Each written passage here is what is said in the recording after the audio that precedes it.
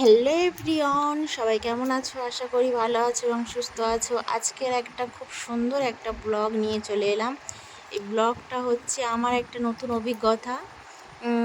First time আমি কাউকে এরকমই নিয়ে গেলাম এবং দিলাম। সত্যি কথা বলতে এই জিনিসটার মধ্যে অনেকটা আনন্দ আছে, যে এই আনন্দ আমি কখনো পাইনি। এই ফার্স্ট টাইম অভিজ্ঞতাও হলো। আর ফার্স্ট টাইম সত্যি কথা বলতে খুব আনন্দ লাগছিল। আজ এসেছি আমি আমার ছোট ননদের বাড়িতে নিয়ে, কারণ আমার ছোট ননদের স্বাদ।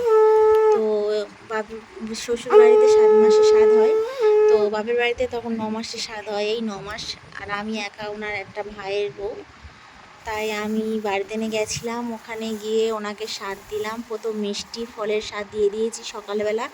তারপর আমি সমস্ত নিরামিষে স্বাদ দিয়েছি। এবার কি কি আয়োজন করেছি সেটা তোমরা দেখো। এখানে ভাজাভুজি 9 মাসে মানে 9 রকম স্বাদ দিয়ে দিতে হয়, তাই 9 রকম স্বাদ দিয়ে দিয়েছি। আমি 9 রকমের থেকেও বেশি করেছি ভাজাভুজি, অনেক কিছু 9 রকমের থেকেও বেশি করেছি। সব কিছু তো এখানে বলতে পারছি না, তো তোমরা নিজে দেখেও বুঝতে পারছো। আমার ছোটো ননদ অলরেডি স্বাদে মানে বসে গেছে খেতে। সব কিছু সাজিয়ে দিয়েছি, জানি না কতটা ঠিকঠাক পেরেছি কি না।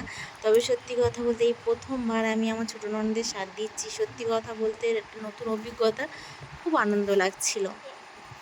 বেশিরভাগটা হলেও তবু বলি, পটল ভাজা করেছি, আলু ভাজা করেছি, বেগুন ভাজা করেছি, কুমড়ো ভাজা করেছি, আচ্ছা কুঁদরি ভাজা করেছি, ঢ্যাঁড়স ভাজা করেছি, একটা ঢ্যাঁড়সের রসা করেছি, মুগ ডাল করেছি, চাটনি করেছি, এই পাঁপড় ভেজেছি, বেগুনি করেছি, কুমড়ো চপ করেছি, পায়েস করেছি,